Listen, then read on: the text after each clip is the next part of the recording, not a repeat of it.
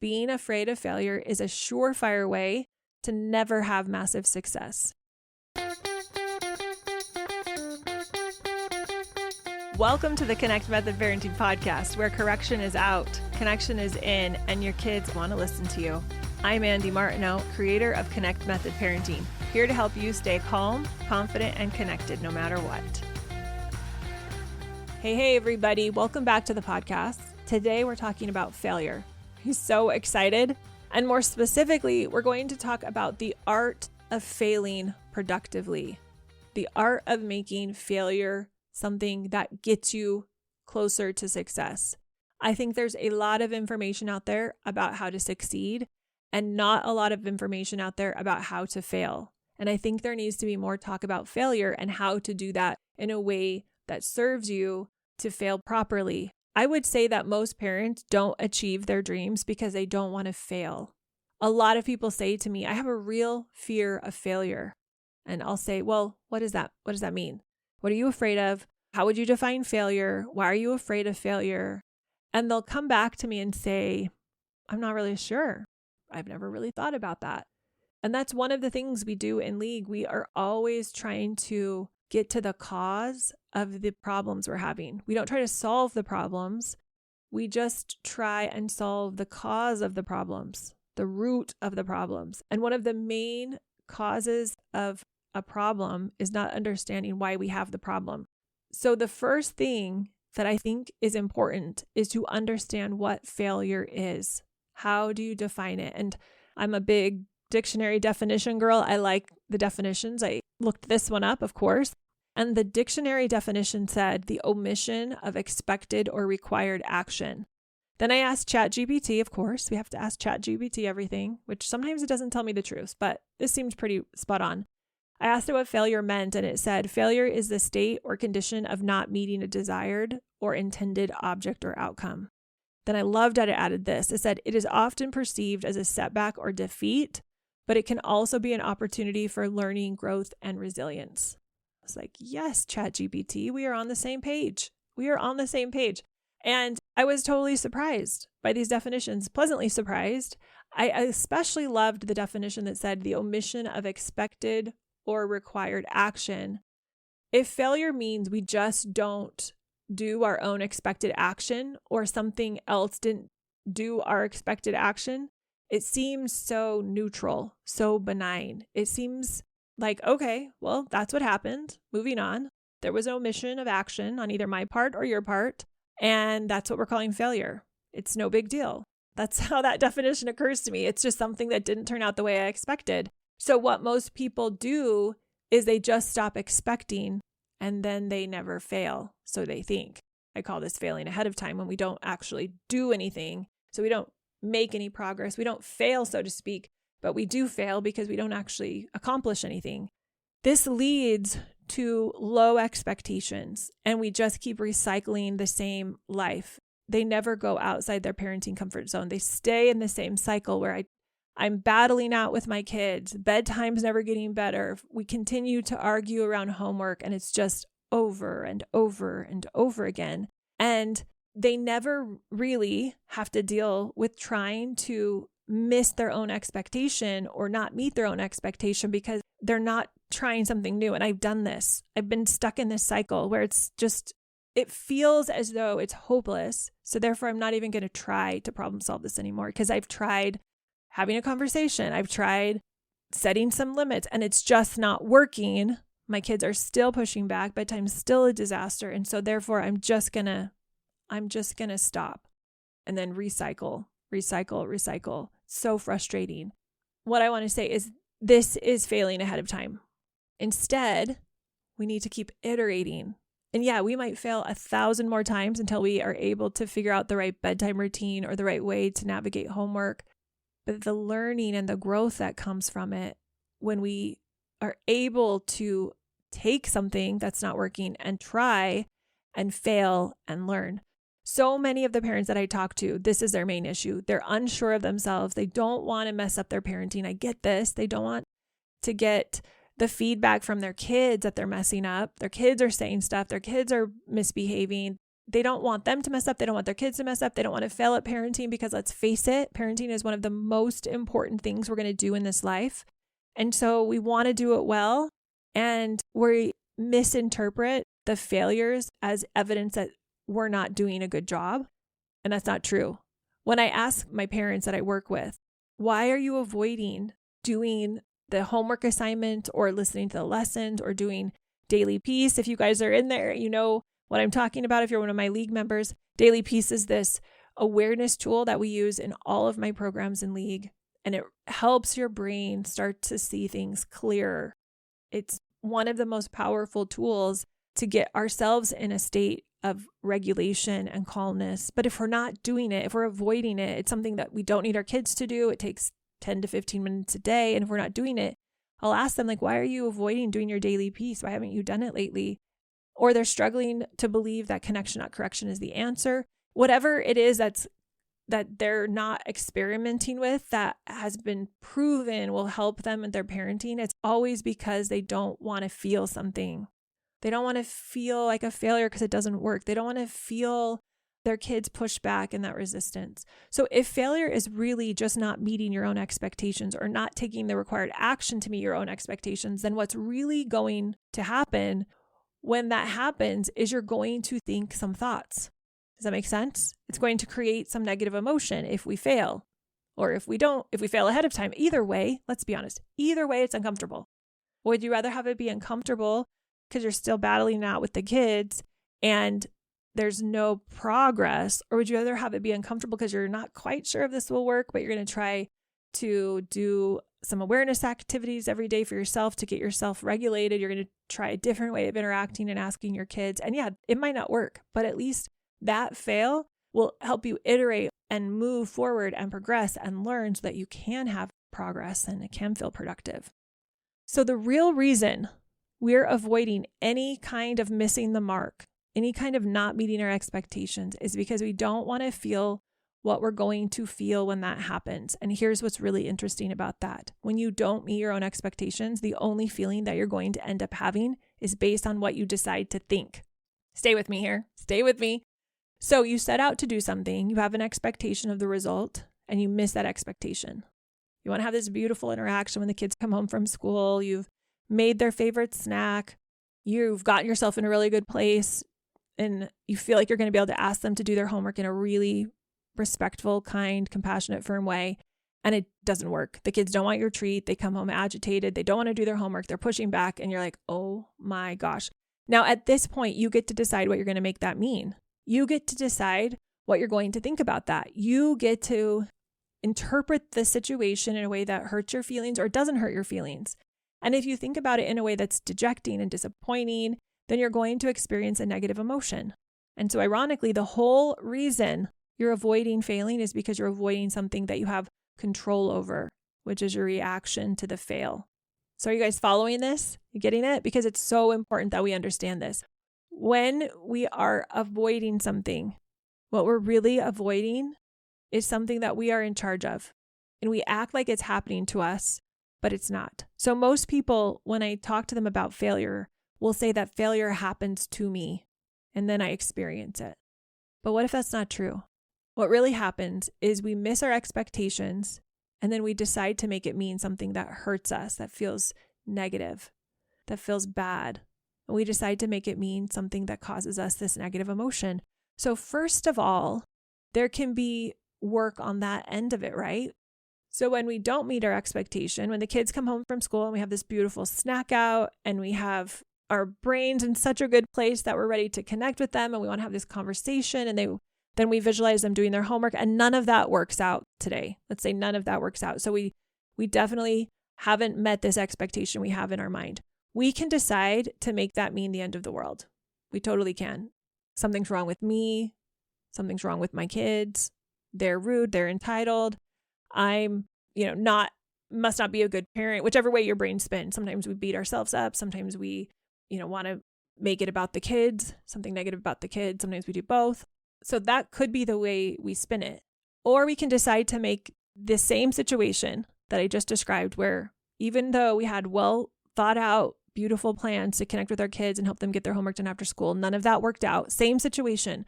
So we can make it mean it's the end of the world, or we can make it mean something positive. And if we make it mean something positive, if we decide ahead of time, no matter what happens, I'm going to learn and grow from this, and I'm not going to make it mean something bad about me. I'm not going to make it mean something negative about my kids.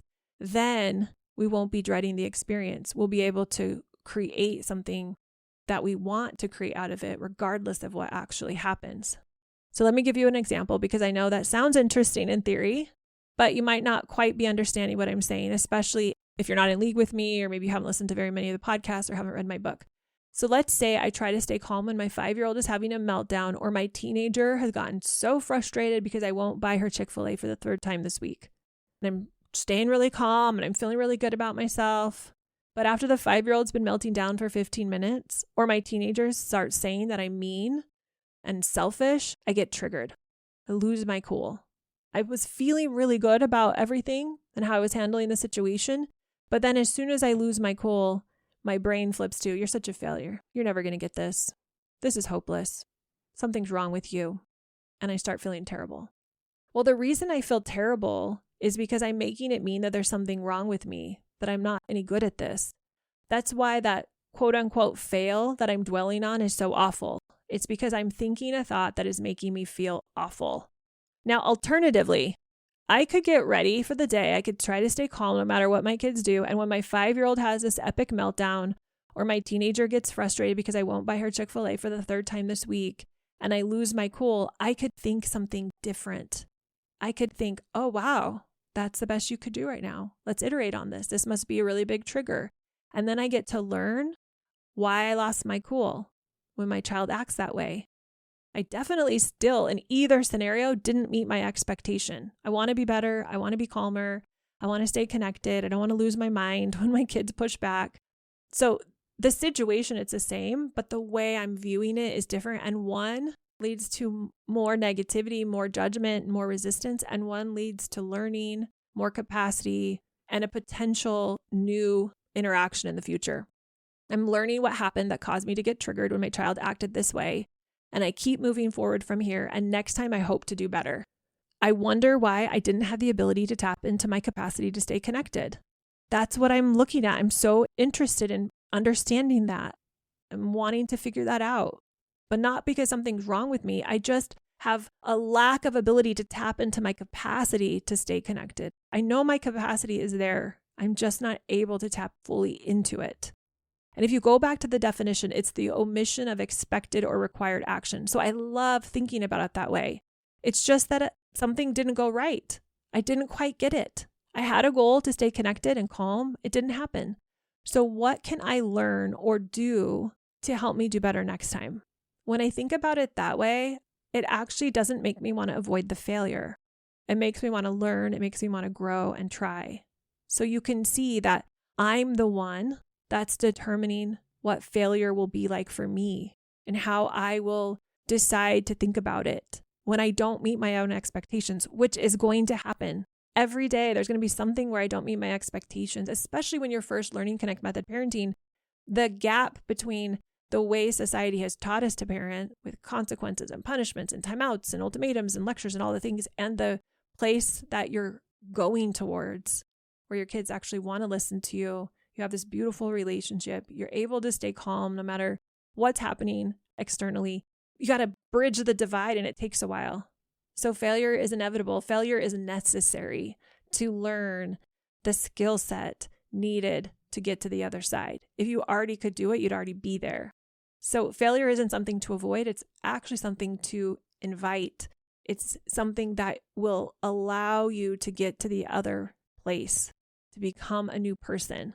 So you can see that I'm the one that's determining what failure will be like for me and deciding how I want to think about it when I don't meet my own expectations, which is going to happen. I believe that success is one of those things that is acquired by failure and by being willing to fail. I believe that if you want success, you need to double your rate of failure. The better you get at failing, the more you're going to be willing to do it. The more you're going to learn, the better you're going to get at meeting your expectations and handling it when you don't meet your expectations. So if failure is not meeting your own expectations, then I would define success as meeting your expectations. And the best way to meet them is to practice meeting them and to make lots of mistakes and learn from the times where you don't meet them. And that is something that when you think about failure, when you think about taking action in a way that you're not afraid of failure, then we become less wrapped up in what failure means, and we don't have to get it perfectly. A lot of people will say to me that they're perfectionists. I get it. I'm a recovering perfectionist, so I understand this. And they'll say to me that, I don't understand it. I want to get it right. I can't try this. And they won't try Connect Method Parenting or won't go fully in on it because they're afraid they won't get it right. Totally get it. Been there, done that. And it's the best way to never succeed. Being afraid of failure is a surefire way to never have massive success. As a recovering perfectionist, I say this with so much love in my heart because this is for me to hear as well. I have to constantly remind myself that being tied to perfection is not getting me anywhere. And when I'm stuck in a perfectionistic mode, I can see that I'm scared, very scared of rejection, scared of what people will think. And realizing that helps me, see clearly what the problem is and decide, am I willing to let go of being perfect because it's going to create the growth and the results I want in my life? What I've realized over the years is that perfectionism gives me, and if you suffer with this too, it'll give you an excuse to not take the actions, to not put yourself out there to fail, to not meet your own expectations. And the reason why we don't want to meet our own expectations is because we know that if we don't meet them, we're going to beat ourselves up badly. We're going to beat ourselves up really badly. My brain really likes to be critical. I have a very mean part of my brain. And if I don't meet my expectations, it wants to go right in, my inner critic, go in and just beat the crap out of me. So if you were to make a deal with yourself today and say, hey, I'm going to go out there, I'm going to try to do this. And there's for sure a huge chance that I'm not going to meet my expectations. I'm going to fail. I'm going to fail many, many, many times. And here's the thing, when I fail, I'm going to have my own back. I'm going to allow the inner critic to be heard, him aside or her aside. I'm going to treat myself with respect. I'm going to honor myself. I'm going to use my failing opportunities to take care of myself, to practice taking better care of myself. Every time I fail, I'm going to see it as an opportunity to increase my ability to love and be kind to myself. I'm going to continually try to refuse to beat myself up when I don't meet my own expectations. I'm not going to allow myself to keep saying mean things to myself or to quit. Parenting is way too important for me to quit. I had to get over this perfectionistic part of me and be okay failing, have safety in failing. Now, if you set yourself up for that ahead of time, before you start any kind of action, you're going to be so much more willing to take action. And second of all, to take the risk that most changes require. To be successful, to make changes, to become the calm, connected parent you want to be, it's risky. It feels vulnerable. There's going to be confusion and uncertainty. You're going to mess up. You're going to say the wrong thing. You're not going to know what to say. You're putting yourself outside of your comfort zone to try something you haven't done, and it feels risky. But what are you risking? Failure. You could fail. But if you know that if you fail, you're going to take care of yourself, you're going to be much more willing to fail. And if you're much more willing to fail, you're going to double, triple, quadruple your rate of failure. And every increment of failure we increase, we have a much higher chance of ultimately getting success, of learning that strategic byproduct from that failure so that we can take that learning, that growth into the next situation and do better. Now, let's talk about the benefits of failing. I love the example of the little baby learning to walk. It's full of epic fails. You see them walk. It's not pretty. They're tripping over themselves. They're crashing into things. And what's fascinating is all the adults around them are just cheering them on. They're not seeing any of those big old falls, big old biffs, failures to get more than one step in as anything but positive. And the child doesn't see it as a problem either. They just keep getting back up, falling, getting back up, failing over and over and over again until they learn to walk. And what I've read is that the muscles that they develop that can only be developed when they fail and have to learn how to push themselves up are the very muscles they have to develop. They have to grow and strengthen those muscles so that they can walk. So when they first start to walk, most babies don't have those muscles developed, so they really can't walk, but they have to try to walk, to fall, to push themselves up, to develop the muscles that eventually will allow them to walk. So it's the failing that allows them to get strong enough to actually do the walking. And I think that's just brilliant. In office hours inside League, we were recently talking about this idea of confidence that I think goes hand in hand with failure. And how do we define confidence? And where does confidence come from? And one of the things that I said is that I think confidence is our willingness to fail in front of people. And I would distill this down in front of ourselves, in front of our partner, in front of our kids, in front of our in-laws, in front of the person at the grocery store. I just had an experience not too long ago where I was in a meeting locally and some things were said that were very different from my experience of what they were sharing. And I leaned over to my husband and I said, how interesting. Like, this is really interesting, that point of view that was just shared. Then someone else got up and reiterated the same, what I viewed as a very non-helpful idea. Then a third person got up and basically said the same thing. And now this was a meeting where the structure was open. People were invited to come up and share their thoughts. There was no agenda or speaker. It was just a sharing meeting. So even though I wasn't planning on getting up, I ended up getting up and I shared what I felt was an honest but contrarian opinion to the rest of the people who had shared their point of view that night. And I was so nervous, but I felt like I needed to say this thing. And I had no idea what I was going to say. And this community is very important to me. It means a lot to me. So I was afraid of saying the wrong thing or offending people or failing or looking like a fool or not having any words come to me because I had nothing prepared. Just went up willy-nilly and just shared off the cuff. And I didn't want people to judge me or misunderstand me. So I reminded myself of my intention to be honest, to not make anyone wrong, to show up kind and loving towards everyone, believing that everyone had good intentions, that they were doing their best. And I shared my point of view in front of all of these people. And so many people came up to me after and said, wow, that was exactly what I was thinking, but I was too afraid to say something. Thank you for saying something. Now, I have not always been willing to do this, but I've been working so hard on this for years. And I felt safe enough to take the risk to possibly fail publicly in front of everybody. And I was so proud of myself that I got up and said my truth, not because I needed to prove anything, not because the world was better because I said it, but because I felt that it was important.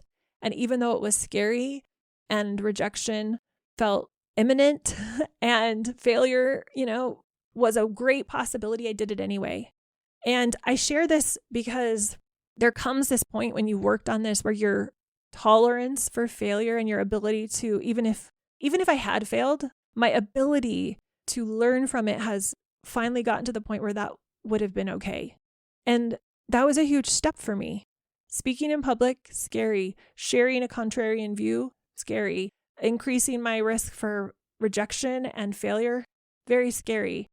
But when we decide to do it and we realize it's safe to fail, life changes. Most people get their confidence from their past. They want to say, I'll be confident after I do XYZ, then I'll be competent at it. But that's not how it works. So, for example, let's use the pouring a glass of water scenario here. We feel very confident when we're pouring a glass of water because we've done it so many times, we know we're capable of doing it. So if we accidentally spill or we knock it over, we don't turn that into a reason to quit. We don't make ourselves a failure. We don't beat ourselves up. We're just like, oh, that's weird. How come I failed at pouring a glass of water today? We don't make it mean anything negative. If we fail, we know that we're not going to quit and never do it again. And we don't make it mean that we're not competent. So how do you feel that same sense of confidence as you do when you're pouring a glass of water, when you're doing something you've never done before? Well, we have to find confidence in our future. And then how do you find confidence in your future? When you're doing something you've never done before. You're doing something that because you've never done it before, you're probably going to fail at it over and over and over again. So your confidence has to come from your ability to fail productively, knowing that you're not going to give up and you're not going to let some failure get in the way of you doing it again and getting better and better and better. So confidence comes from being willing to fail again, and learn how to fail better. And that's why failure isn't just one of these concepts that you talk about. after you don't do well on a math test or after you don't do well at bedtime routine tonight. Failure is something you have to consider as something you want to include in your life. Yep, you heard me. Include failure in your life. It's not something to avoid. It's actually something to pursue. I often say, welcome it in. Like, your child's going to have a tantrum today. Instead of saying, oh, I hope it doesn't happen. I hope it doesn't happen. Welcome in the tantrum and see how you show up. And even if it's a quote unquote fail and it doesn't go well, that's okay. Welcome it in. Then you get to learn from it. You get to grow from it. It doesn't feel scary. It doesn't feel like something you have to protect yourself from. It doesn't feel like something you have to make mean anything about yourself or your child. It's just life. So if I feel confident about my ability to fail, you can see how I'm probably going to try new things. I'm going to put myself out there. I'm going to be successful. And as a parent, if you're confident in your ability to fail, you can see how you're going to keep trying. You're going to keep attempting to do the things that are going to bring you closer to your goal, even if it doesn't work the first, second, third, fourth, 20th time. Even if it was working great last week, but this week it's not working so well, you'll be able to notice the quote unquote failure. I don't love using that word, but just that's what we're using on this podcast, this failure, which is an opportunity for learning and growing, and use it to do better. Does that make sense? So instead of using the word failure, maybe we could use the word learning or growth. There's that quote by Edison where he said something like, I didn't fail 1,000 times. I learned 1,000 ways it didn't work. And I love that quote because it's reframing failure as learning, as growth opportunities. I think Nelson Mandela said something like, I never fail, I only learn or grow. And it's on the same vein here where it's, okay, we didn't meet our expectations. We didn't take correct actions. So we just need to adjust and keep moving forward and keep changing until we do meet our expectations. No big deal. And when we think about failure like that, we think about it in a way that is positive. Think about it in a way as something that we want to move towards instead of something that we want to move away from. I actually like the idea of practicing failure. I like the idea of failure being a skill that I get better at, that I develop. So if we're good at failing, we actually learn how to fail. So like the baby who gets really good at falling down and then getting back up, falling down and getting back up, the confidence that they gain is from the failure.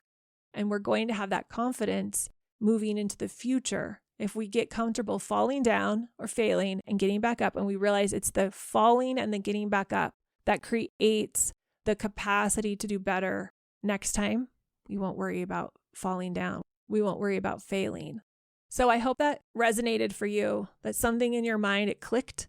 I like this idea that failure could be something we embrace and we get excited about. What if it got us thinking about our future instead of avoiding it? Wouldn't that be amazing? What if I had a goal to have so many epic fails every month? Wouldn't that be incredible? I've started doing that. Like, I want to live such a big life that of course I'm not going to know how to do everything I want to do.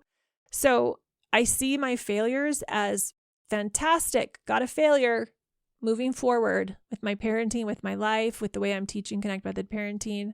And since adopting that, I'm trying to accumulate a certain number of failures every month as a positive, like a workout. It's making me stronger. And it really is working. It's something that I'm getting so much better at. And I have so much more confidence when I'm trying new things, because the worst thing that can happen ultimately is that I fail. And the worst thing beyond that is how I feel about my failure, which I'm learning how to decide what I want to make that mean. I'm getting better and better at that as the years go by. And if I know that I'm not going to make those failures mean anything negative, I'm going to make them mean something positive. I'm going to tell myself, good job. You tried something really big and it failed. Bravo. Or good job. You tried something that was really important to you. You missed your expectation, but you learned so much. Then I can get really excited. I can anticipate my momentum towards the future because I'm willing to fail constantly. I'm willing to feel that. And I want to be really clear about one thing when it comes to failure. And I think it's important that we separate failure outside of your comfort zone by taking risks, by putting yourself out there, versus failing by not doing the things, not showing up. And here's what I mean by that. If you create a brand new chore system and your kids say, no, not into that, not interested in doing chores or helping around the house, you've put yourself out there. You're trying something new. You're the toddler learning how to walk. You're learning how to iterate on the chore system that your kids, hopefully, you were hoping, but didn't happen this time, will someday, though, get excited about. You're learning how to handle your mind. You're learning how to make your relationships with your kids better so they'll want to listen to you. So if you create this great chore system and your kids are not interested, sure, you could count it as a failure, but really it's just an opportunity to learn about yourself, about your kids. Why didn't it work? What didn't resonate about it? It doesn't mean anything about you or your kids. This is the kind of failure I want you to do more of. Go out, try something. Hey guys, here's the plan for our chores. Here's the plan for our electronics. Here's the plan for how we're going to do our homework and see what happens. Go all in. Do your personal work to make sure your mind's in the right place. Do your connection work so you have good relationships so that you can present these plans, or you can try to show up better in the moment if there's off-track behavior in a different way, and then learn when it doesn't work out the way you want to. Now, there's another kind of failure that comes up from just not showing up, from settling or sabotaging yourself. And it's something I don't want to encourage you to do more of. Here's what I mean by that. Let's say we'll go back to the 5-year-old teenager tantrum scenario I gave you. When you see the tantrum, you just give up. You're like, it's the kids. Or you beat yourself up. It's me. And you don't have the engagement. You're not present with it. You don't see it as an opportunity to try something different. You're just settling. And this kind of failure, when we give up before we even try something, instead of saying, I'm going to see if I can hold space for this toddler, this 5-year-old, to go through their emotional, mad to sad trip, or I'm going to come alongside the teenager who's mad about Chick-fil-A, not getting Chick-fil-A for the 5th time or 3rd time, whatever this week I said, and allow them to be upset at me and not make them wrong and not get into an argument. I'm going to try this other way of interacting with them and see how it goes. It might not work. It might feel bad. They might flip out. I might lose my cool, but I'm going to try. That's productive. That's moving me into, it still might be a failure, but I'm going to learn and grow from it. But when I just disengage, when I'm not showing up, I'm not doing the prep work, I'm not creating the pre-response plan to prepare for these temper tantrums, I'm not doing the work to get my mind clean so I don't make it mean something negative about them or me, then I'm sabotaging myself. This is the kind of failure that is definitely not something you want to do, because it's still failure. You're still not getting the result you want, but you're not getting the result because you've omitted the required action it would take to create an environment where your kids and you have the potential to be successful, to be in a better relationship, to have more listening. So when we don't do the prep work to create an environment where our children can thrive, when we aren't ready to handle our nervous system when things get crazy, when we haven't done the work to invest in the relationships, when you haven't done the work to choose closeness, when the kids are having off-track behavior, when we don't do that work ahead of time, we're failing ahead of time. And by the way, that comes from the way that you are thinking about whatever it is you're attempting to do. So if you think it's not possible to show up more calm and connected, if you think you've messed up so many times with your kids that you think damage done, I can't turn this around, it's never going to work, then you may not be willing to go all in on connect method parenting because you don't believe it's possible. So you're sabotaging yourself ahead of time. And this is not something I want to encourage you to do over and over again, because what that is it's just spinning within your perceived own discomfort/comfort zone without moving forward. And typically the thoughts that drive this kind of action are, there's something wrong with me. There's something wrong with the kids. I'm not worth it. This isn't worth it. Nobody's going to like me. I shouldn't even show up. It's never worked. I'm not going to be able to be patient. So when you find yourself in that kind of failure, call it failing ahead of time, what needs to happen is you need to take a look at your mind and find out what's going on for you. If you're in league, go do a daily piece. Going to expose the root cause of your thinking. Think of it as another invitation to tap in to the preparatory work to prepare you to do this new thing. Whether you fail or succeed doesn't matter if you're going all in and you're okay that whatever outcome happens. But what you don't want to do is not do the prep work, not be prepared, give up hope, and just repeat in the same tug of war with your kids. And you'll probably hear people say a lot, the first time you make a mistake, it's no big deal. You learn from it, but you don't want to make that exact mistake again. So hopefully we learn just something from it. And when I say you don't want to make the exact mistake again, you might say the same words at bedtime. You might get similarly frustrated when the kids don't do their chores, but the idea is that every time we're learning something, we're growing, we're becoming more capable, and those will have a compound effect. The little 1% shifts, the 1% awarenesses, those have a shift so that we create something different in the future. If you do something and you don't meet your own expectation, and then you try it again the exact same way and get the same result, I would consider that staying within your comfort zone. I would say that's self-sabotage. And we don't want to repeat it. What we want to do is we don't meet our expectation. We learn, we grow, we iterate a little bit. We have more awareness. We try again. And maybe we still don't meet our expectation, but we've attempted to do it in a slightly different way. We've had a little bit more awareness. We learn and we grow. That's productive. Failure is putting yourself out there into the unknown, doing something that you don't know. Now, a couple of things I want to share with you that you may not be able to discover in yourself. Okay, there are a few things that I find in my parenting group. They say, oh my gosh, I had no idea I was doing this. And one of the things that helps us avoid failure, this failure ahead of time, is by being stuck in confusion in an unproductive way. We say we're confused. We don't know how this happened. I don't know what's going on. So we avoid putting ourselves out there in a new way in our parenting, or we avoid looking at what didn't go right, why we didn't meet our expectation, and learning and growing from our failure. We're afraid of how we'll treat ourselves on the other side. So please be careful. If you notice yourself not taking action, not putting yourself out there, not learning from your failures, and you're staying confused, then just know that this is one of the ways we avoid failure. You need to be on to yourself. Pay attention. You need to look at yourself, because when you avoid failure, you're also at the very same time avoiding success. You're spinning yourself away from what you want. You're telling yourself the reason why is because you're confused. Being confused, saying, I don't know, being unable to decide what to do next time to do better is a way of hiding. I've done this. I get it. That's why I can speak to it. So tell yourself the truth about it. I never say to myself, I don't know how to do something. I don't say that. I try. If I say that, I try not to stay there. I try to catch it because it doesn't serve me. Instead, I'll say, I'm figuring out how to do something, or it's possible that I could figure out how to solve this problem, or I'm going to figure out how to do this thing, or I'm learning these steps. I'm learning how to understand something that allows me to move forward. Saying it in that way doesn't prevent me from moving forward. It keeps me going. I don't say I don't know. I say I'm figuring it out. I don't say I'm decided. I say I'm going to decide.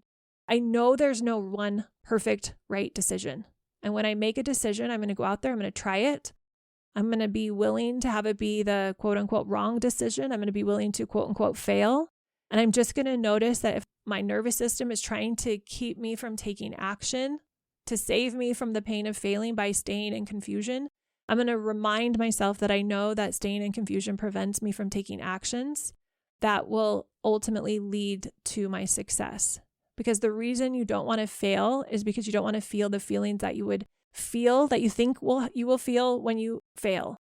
I hope this has helped you see that failure is a necessary part of success. So I hope that makes sense. I hope this has helped you change the way you think about failure, seeing it as a thing that can be for you and not against you. That failure is the currency to our success. Thank you so much for joining me today. I'm so glad that you're here with me. Wishing you all the best with your kids. And enjoy yourself as you make more failures, because you're going all in on your parenting and you're remembering that every failure that I can use for me is one step closer to my success. We'll talk to you later, guys. Bye.